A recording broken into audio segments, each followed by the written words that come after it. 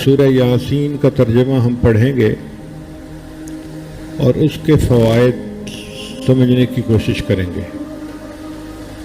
एक होती है तफसीर, वो तो एक मुस्तकिल फ़न है, इल्म है, वो उलमा का काम है। हम जैसे तालिब इल्म तो कुरान मजीद का तर्जमा समझें और फिर उसमें जो नुकात हैं, फ़वाइद हैं, उनको समझने की कोशिश करें। हमारे तदब्बर की इंतहा यहीं तक है। अफला यतदब्बरुनल कुरान, ये कुरान के अंदर तदब्बर क्यों नहीं करते? वो जो फ़वाइद हमें मिलेंगे उससे हमारी ज़िंदगी में फ़ायदा होगा।